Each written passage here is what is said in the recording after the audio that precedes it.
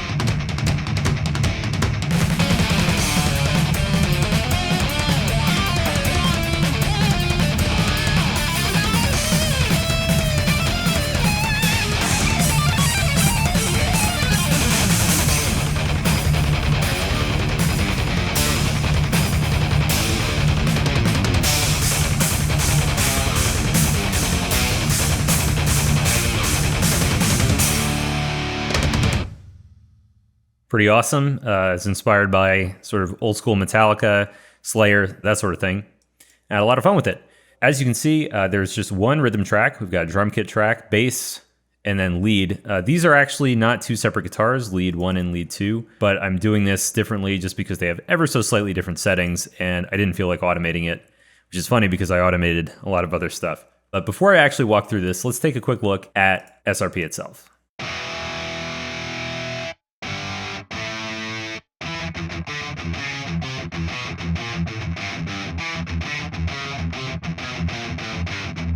If you've used Shreddage 2, IBZ, or Shreddage Bass 2 with any of the latest updates, this interface is going to look very, very familiar. It's because it uses the same engine. So we've got the same controls for things like transposition, line noise, vibrato, which can be mapped to any CC, unison bending.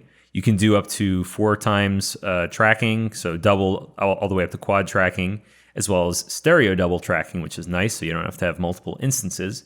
You've got your fretboard here. For advanced users, you can set all sorts of different fret preference playback settings. So for example, here, if we click this icon, we can see that is our ideal playing range. This is what the instrument will try to play. And if we hit the exclamation point, it'll really, really try to play there, even when it wouldn't necessarily always be realistic. So this can be moved all around. If we wanted the rhythm to play up here, we could do that, and it would strongly prioritize that. Picking mode with economy, which is something we didn't have in the original Shreddage 2 instruments, as well as the thrash note, which is useful for repeated notes. So for example, if I hit a low A sharp, and then I hit the E, it'll play that note so we can go back and forth.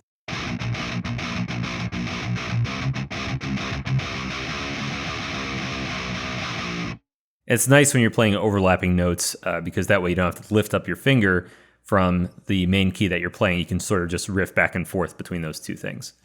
The articulation lists should also look very familiar because it's the same thing that we have in Shreddage 2 and IBZ. They're all recorded new, but this gives you very nice compatibility. You can take a MIDI from Shreddage 2 and just drop it in SRP and it will play back perfectly just like it did in Shreddage 2.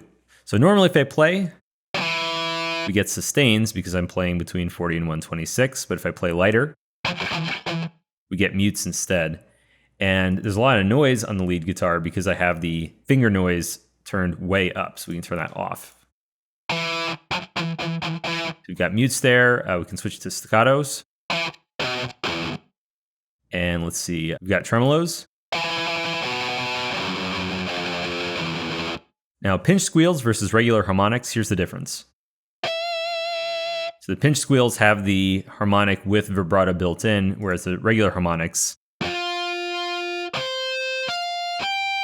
are just that, they're just harmonics. Then you can add your own vibrato, of course.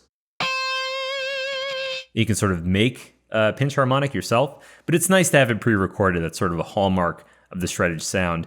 Hammer pulls, of course. When you're playing legato passages, often you don't want to pick every note. So getting those transitions realistically with hammer pull is pretty much essential, especially for lead parts. Portamento with speed control here, set to normal. Let's hear what that sounds like.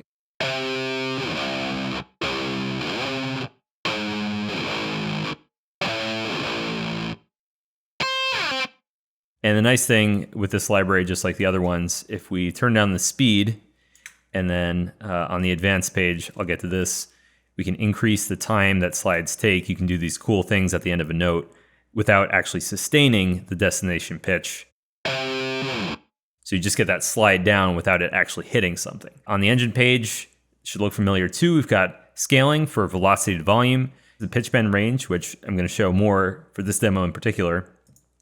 All sorts of noise options. You can check out some of these in more detail in my IBZ video because again, this basically has not changed. The effects rack is great. I've got pedal built in with amp and cab.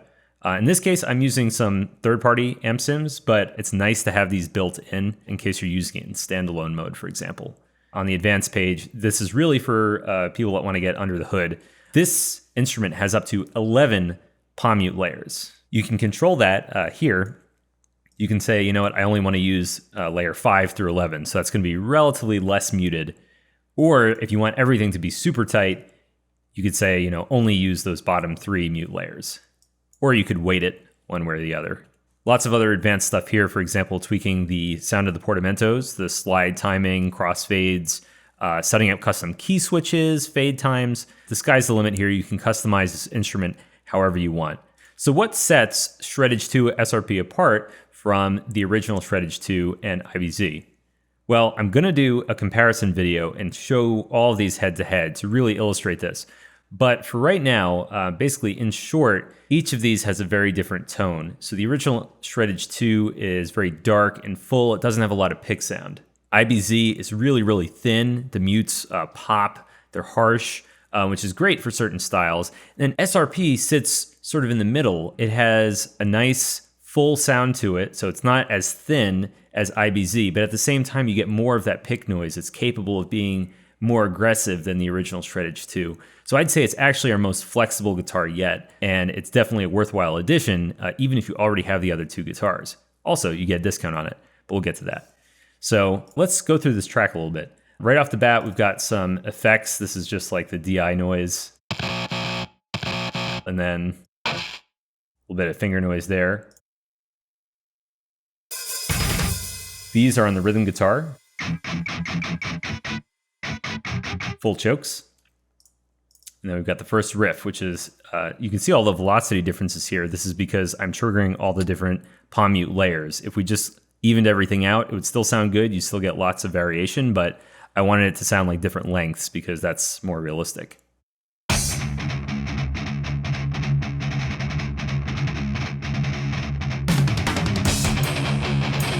And then the lead guitar joins in here.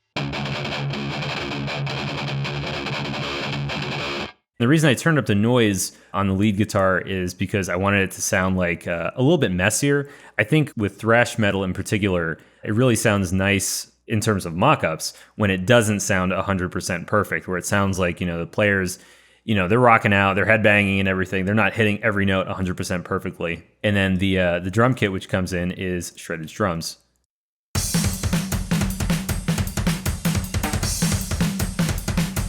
So taking a look at the mix for that real quick, I basically have a simple room reverb on it, and then just a little bit of EQ to thin out that low end, leave room for the fat rhythm guitars and the bass.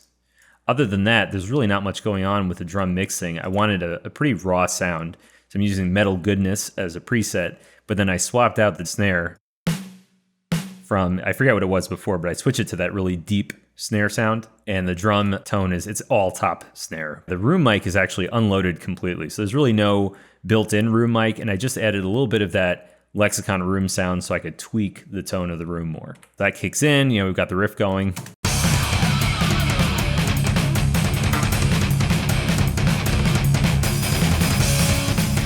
Okay, so the bass, Shreddage Bass 2, naturally, is, really just riffing on a single note using the thrash note in the bass as well.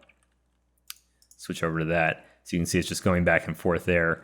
Really simple. There's no processing happening for the bass part. Just a little bit of EQ in the middle there to thin it out. A little bit on the low end, and just emphasizing some of that sort of the string noise on the upper frequencies there around 3 kilohertz. So put it all together. It's like such a simple part. I didn't really care too much about getting it sounding realistic because it's mixed down so far. So I just kind of sequence mechanical notes, but it does its job.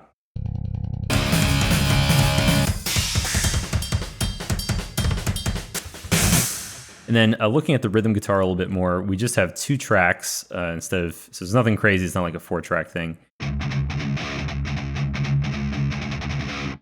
I think both of these are, we've got the hot solo with Screamer on one track and a Van 51 amp, or cab. And the other one is also Van 51. I think that's a really nice thrash sound. And EQ-wise, there's on the combination track, kind of scooping it out a little bit.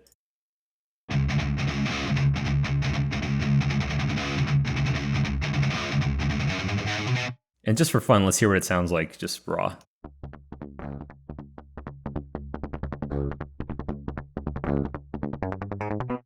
That's pretty cool. Compared to IBZ, as you'll hear in another video, it's definitely got a little more roundness and fullness to it, but it also does have a little bit of spikiness that the original Shreddage 2 doesn't have. So they really complement each other well.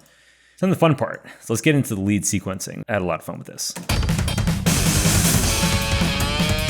Oh, right, I gotta turn the amps back on. Here we go.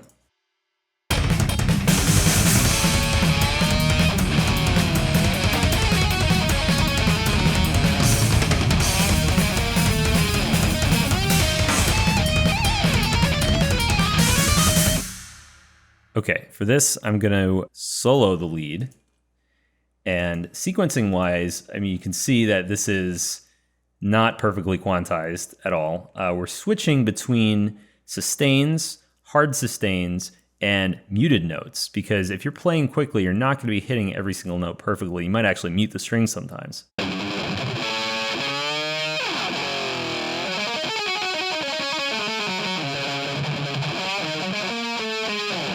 And you can hear I'm doing those Portamento slides down all the time, like this note here and this note here. And it sounds really great. Again, the playing it's supposed to be sloppy here. That's why nothing is really quantized exactly to the grid. There's some messiness happening. In terms of pitch, so there's some big pitch bends over here. The pitch bend range is being automated because I wanted a bigger range for this part. But then later on, I bring the range back to normal, which is just kind of a cool like whammy effect. And then I'm doing a little bit of manual vibrato, just sort of tapping the pitch wheel for these parts.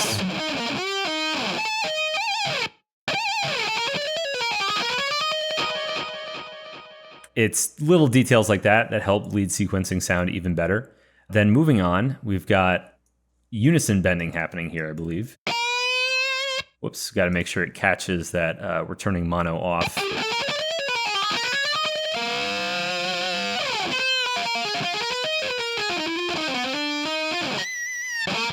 There, I'm actually creating, I believe, that's not a pinch squeal. This is actually just a single note. And I'm manually adding some awesome vibrato to it, and then the drop down here in pitch. Those first two notes, that's unison bending. So let me demonstrate this by actually playing the instrument for a second live. If you play two notes, and then you hit the unison bend, it'll just bend the lower of the two notes instead of bending both of them. This can be MIDI learned to anything you want. In this case, I have it on CC18, and I have automation for that.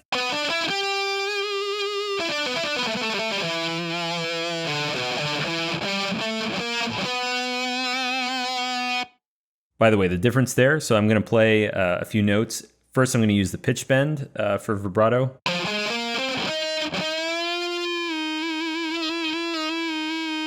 So that's me just pressing the pitch on my controller. Whereas if I use the mod wheel, we actually improve the way this sounds compared to the other Shreddage instruments. We're going to roll that update out to everybody. But now it only bends up and back down. It doesn't go below the original pitch. So sometimes I use mod wheel vibrato. Sometimes I do it manually with the pitch wheel. It's really up to you. The pitch wheel does give you more complete control over everything. Anyway, so let's play back the whole pattern.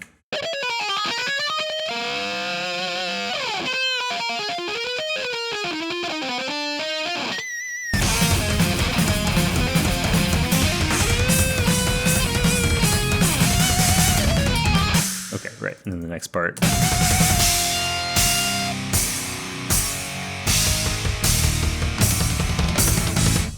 That's just rhythm, kind of big constructed power chords. So sometimes we get that question, can you write your own chords with Shreddage? And the answer is, of course you can. If I go to the rhythm track here for a second, and we'll play this back. So if I play any three notes, we get that chord, or two notes. Or if I do a seventh, or a major chord, or sorry, that's a minor chord, major chord.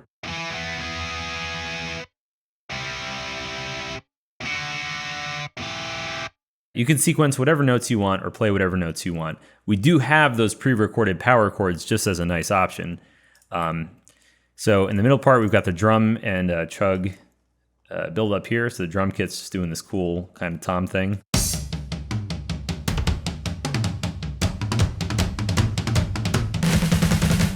Meanwhile, the rhythm guitar up here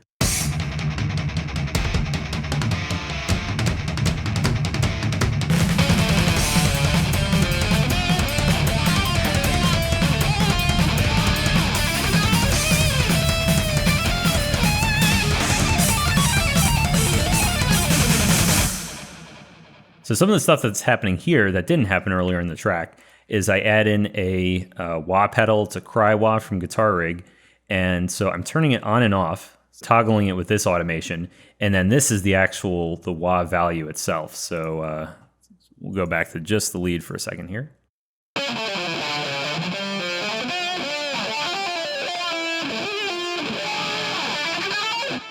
And I think that adds a little bit of extra stuff. Like if you were a guitarist performing live and you're doing this awesome thrash track, you probably wouldn't be just using an amp and a cab stack. You'd probably have a whole pedal board doing all sorts of effects in the middle of the track. So this is my emulation of that. Some cool pitch stuff happening. A lot of it is manually sequenced or played in live.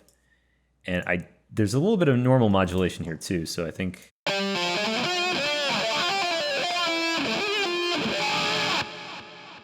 And the reason I use it here is because I kind of like the sound of the mod wheel on the two notes at once, and then it slides down with Portamento. It's just a cool effect.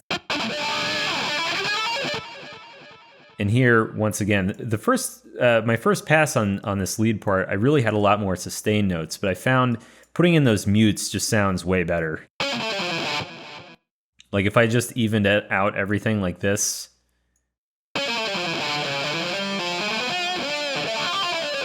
compare that to it's messier, it sounds more real, it sounds more human. The big sweep at the end, that is turning on, we've got mono on there, and also tapping mode. Yeah, sweep picking isn't technically tapping, it's not really the same thing, but in this case, I thought it sounded better. And this is not quantized at all. This is just like played in live, it's rough. But again, I think it does sound better to do it that way.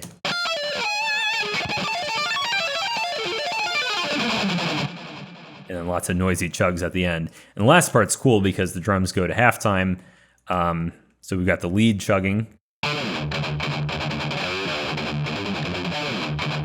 And let's hear the lead without an amp as well. And then like at the end here.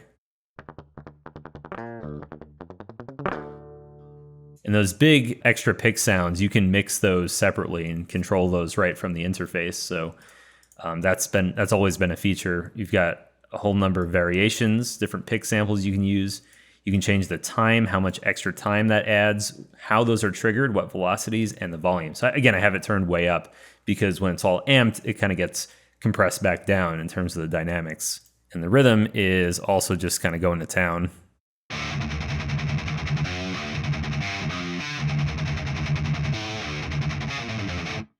Let's hear what this sounds like at a few different mute levels too, just for kind of comparison's sake. This is super, super muted. And we could go, actually there might be even one slightly lower. Let's find out. Yeah, that's so muted that there's almost no tone at all, which is useful for some styles. Go up a little more.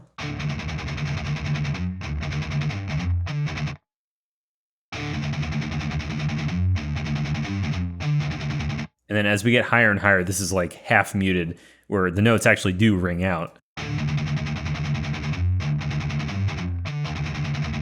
Having those 11 layers, which you really hear mainly on the low strings and the low frets, it comes in immensely useful for when you're doing these cool chugging parts. I probably should have undid some of what I just did there. And otherwise, in terms of the track, there's some other automation happening. We're putting in some delay and extra distortion on the lead, turning up the volume, the gain into the lead amp. Also changing the Portamento speed, because sometimes you want fast and sometimes you want slow slides, right? So like at the beginning here, this opening slide, I wanted this to be pretty slow.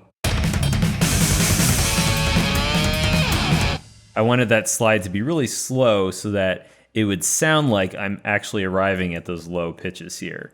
It sounds pretty good. But then later on, you know, sometimes you want faster slides instead. Like over here, this one uses a fast slide, so I have this turned up. So it's like pew pew. It's very fast. Now I'm actually doing it sort of the more laborious way by manually automating the speed control. But what you can do is if you turn this to the lowest value, you can see it's now set by velocity. So if you hit a very low velocity for the Portamento note, you get a slow slide. If you do a faster velocity, you get a fast slide. It all depends on how you want to play the instrument, how you want to set it up. Anyway, I hope you enjoyed the track. We've got both the full version and just the guitar version on SoundCloud. And Shreddage 2 SRP is available now for the introductory price of $119. And that is with KONTAKT PLAYER compatibility. You do not need anything else to run this. If you already have Shreddage 2 or IBZ, you save $20 for each one of those that you have. So you could actually get this day one for just $79, all new guitar, all new recordings. And I think it's going to make a great addition to your virtual arsenal. Because after all, hey, if you're a real guitarist, you're probably going to have at least a dozen guitars. So anyway, you can read more about SRP at the website in the description below. Hope you enjoyed the video. I'll catch you next time.